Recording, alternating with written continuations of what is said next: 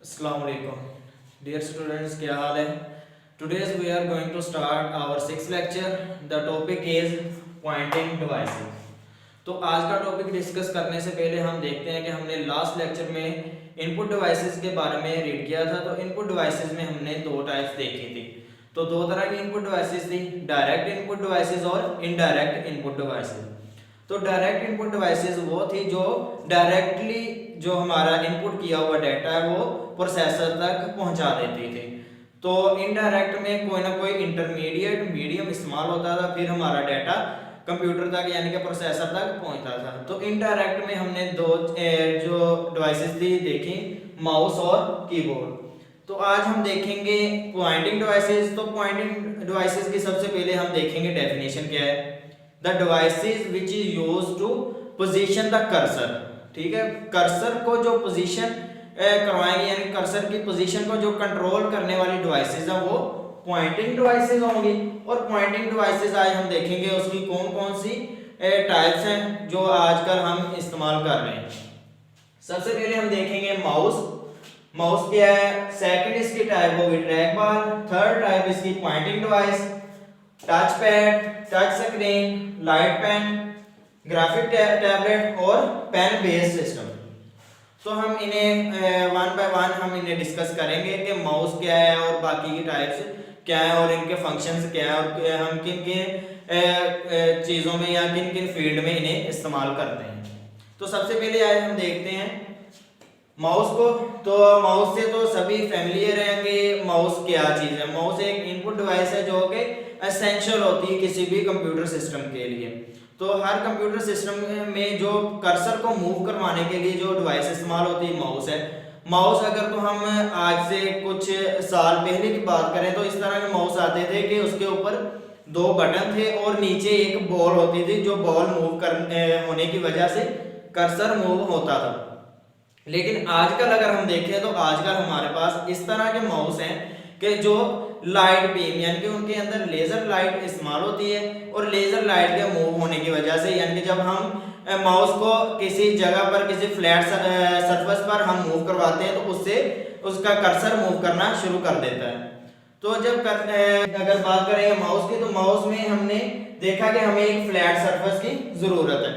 तो इसके ऊपर दो बटन होते हैं और दोनों बटन के अलग अलग फंक्शन है। अगर हमने किसी चीज को सिलेक्ट करना है तो हम लेफ्ट वाला बटन प्रेस करेंगे तो लेफ्ट बटन से हम किसी चीज को सिलेक्ट कर लेते हैं। अगर हम ज्यादा ऑप्शन देखना चाहेंगे हम सिलेक्ट करें और उसमें से हमने ऑप्शन देखने हैं कि हमने उसे सेंड करना है या हमने उसके अदर फंक्शन ऑपरेट करवाने हैं तो उसके लिए हम राइट बटन को प्रेस करेंगे। तो ये दोनों इन बटन्स का फंक्शन है और इसके दरमियान में दोनों बटन्स के दरमियान में एक स्क्रॉल होता है जो कि मूवेबल होता है। और उसका फंक्शन क्या होता है कि उसने आगे पीछे मूव होने से उसके अगर हम फॉरवर्ड मूव करते हैं तो उसके फॉरवर्ड मूव करने से जो पेज होता है वो ऊपर की तरफ मूव करता है। अगर हम उसे बैकवर्ड मूव करवाते हैं रिवर्स में मूव करवाएंगे तो उससे जो पेज डाउनवर्ड मूव करेगा। तो ये था हमारा माउस यानी कि माउस ऐसी डिवाइस है जिसके लिए एक फ्लैट सरफेस होना जरूरी है क्योंकि हम उस पर इसे मूव करवा सके। मूव करवाने की मदद से क्या होगा कि कर्सर मूव करेगा। सेकंड हम बात करेंगे ट्रैक बार की। तो ट्रैक बार अगर देखें तो ये भी माउस ही की तरह की एक डिवाइस है। ठीक है, और माउस जैसा कि हमने बात की कि माउस जो कि स्पेस लेगा फ्लैट सरफेस पर हम उसे रखेंगे फिर वो कर्सर को मूव करवाएगा। वाइल अगर हम ट्रैक बार की बात करें तो ट्रैक बार हमें मूव करवाने की इसकी जरूरत नहीं पड़ेगी। ये हम किसी एक जगह पर फिक्स रख सकते हैं। ये माउस की तरह हमें आगे पीछे नहीं मूव करवाना पड़ेगा। इस पर भी दो बटन होते हैं, दोनों बटन्स का फंक्शन सेम जैसे माउस का बटन्स का फंक्शन है वही होगा। ये वायरलेस भी होते हैं और वायर वाले भी होते हैं।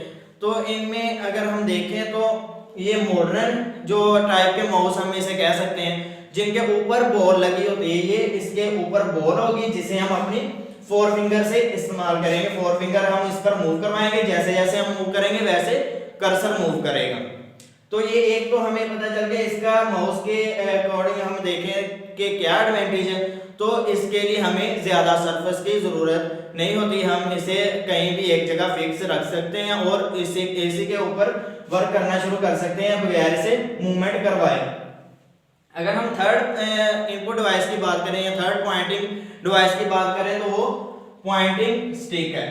तो पॉइंटिंग स्टिक से भी मोस्टली पीपल फेमिलियर हैं कि जब भी हम कोई लैपटॉप देखें जिसे हम नोटबुक कंप्यूटर कहते हैं, तो उनमें कुछ बटन्स के दरमियान एक राउंड टिप सी बनी होती है, ठीक है, कुछ बटन्स के दरमियान राउंड टिप होती है जिसे हम पॉइंटिंग स्टिक कहते हैं। ये भी सेम वर्क वैसे ही करता है जैसे हम माउस से करवाते हैं, सिर्फ अपनी फोर फिंगर इस पर रख के हम इसे आगे पीछे मूव करवाते हैं। तो आगे पीछे इसे मूव करवाने से क्या होगा, कर्सर मूव करेगा। नेक्स्ट अगर हम बात करें टच पैड की, तो टच पैड हर एक लैपटॉप में लाजमी होता है। इसके ऊपर टच स्क्रीन होती है जिस पर हम अपनी फिंगर से वर्क करते हैं कि फिंगर हम मूव करवा के कर्सर को मूव करवाते हैं, और सेम डबल क्लिक करने से हम क्या करेंगे, किसी चीज को ओपन करवा लेते हैं। तो अगर हम देखते हैं कि हमने कुछ ऐसे भी टच पैड होते हैं जिनके साथ दोनों बटन भी होते हैं और दोनों बटन के फंक्शन सेम टू माउस के लिए जो हम बटन इस्तेमाल करते हैं उन्हीं तरह का ये भी दोनों बटन फंक्शन ऑपरेट करते हैं। नेक्स्ट अगर हम बात करें टच स्क्रीन की, तो टच स्क्रीन से मोस्टली पीपल फैमिलियर हैं कि टच स्क्रीन क्या है। आमतौर पर अगर हम स्मार्टफोन्स की बात करें, टैबलेट या फिर अदर जो भी कुछ स्क्रीन है जो टच सिस्टम हो, तो उनकी स्क्रीन अगर टच हो तो क्या होता है कि हम उसकी स्क्रीन पर जो भी ऑप्शन हम क्लिक करना चाहें, ठीक है, उसे क्लिक करते हैं तो क्या होता है, वो हम असल में कर्सर मूव करवाते हैं जो कि टच के सेंसेशन रखता है, ठीक है, उसमें टच सेंसर काम करते हैं। तो जिस जगह हम फिंगर रखेंगे तो उस जगह को वो क्लिक कर देगा। तो आजकल मल्टी टच सिस्टम भी डिवाइसेस आ गई। मल्टी टच सिस्टम डिवाइसेस का मतलब क्या है कि हम मल्टी टच करते हैं, यानी कि दो फिंगर से टच करके हम किसी फिगर को इनलार्ज कर सकते हैं और कंप्रेस कर सकते हैं। तो नेक्स्ट अगर हम देखें तो लाइट पेन एक हम ऐसी डिवाइस, ये भी मोबाइल ही की तरह की डिवाइस है, यानी कि जैसे गैलेक्सी के नोट सीरीज है तो उनके साथ पेन एक आता होता है, ठीक है। तो वो पेन का वर्क क्या है, तो वो एक स्टाइलस के तौर पर काम करता है। स्टाइलस का वर्क क्या है कि वो स्क्रीन पर कर्सर को मूव करवाने के लिए यूज होता है। तो लाइट पेन सिर्फ स्क्रीन को मूव करवाता है, और हम अगर कोई उस पर कोई नोट बनाना चाहें, कोई चीज लिखनी चाहें, ड्रा करनी चाहें, तो उसे इसके लिए भी, इस फंक्शन के लिए भी हम यूज करते हैं। नेक्स्ट है ग्राफिक टैबलेट। ग्राफिक टैबलेट की बात करें तो ये टैबलेट्स ही हैं। आमतौर पर जो टैबलेट्स हम टैब इस्तेमाल करते हैं उन्हीं की तरह के हैं। ग्राफिक टैबलेट्स वो टैबलेट्स जो हम अगर हम कोई नक्शा बनाना चाहें या इंजीनियरिंग वर्क्स में कोई ना कोई हम कोई चीज़ ड्रा करना चाहते हैं, तो उनके लिए जो टैबलेट्स इस्तेमाल होते हैं वो ग्राफिक टैबलेट्स होते हैं। तो इसमें एक ये स्पेसिफिकेशन होती है, इसकी एक ये फैमिलियरिटी है कि इसमें जो स्क्रीन होगी वो टच होगी और आप इसमें ड्रा कर सकते हैं आसानी के साथ, कोई ना कोई आपने जो भी काम इस पर करवाना है, ठीक है। इसमें भी एक स्टिक भी इस्तेमाल हो सकती है और बगैर स्टिक के भी आप इसमें कोई ना कोई चीज ड्रा करवा सकते हैं। नेक्स्ट अगर हम बात करें पेन बेस्ड सिस्टम, तो ये फ्यूचर की प्लानिंग है कि पेन बेस्ड सिस्टम अगर हो तो वो कैसा होगा। पेन बेस्ड सिस्टम में मोस्टली हम देखेंगे कि आने वाले वक्त में जो स्टूडेंट होगा उसके पास एक पेन बेस्ड सिस्टम होगा, उसी में वो अपने लेक्चर रिकॉर्ड करेगा, उसी में वो अपने लेक्चर अपने नोट्स तैयार करेगा और उसी से वो सीखेगा। तो ये इस तरह pen based system future planning की एक डिवाइस है कि हर एक स्टूडेंट की बुक्स से और दूसरी चीज़ों से जान छूट जाएगी और इस तरह के वो एक ही पेन जो बेस सिस्टम होगा उसी में अपना सारे का सारा मटेरियल रखेगा और उसी से अपने तैयारी करेगा।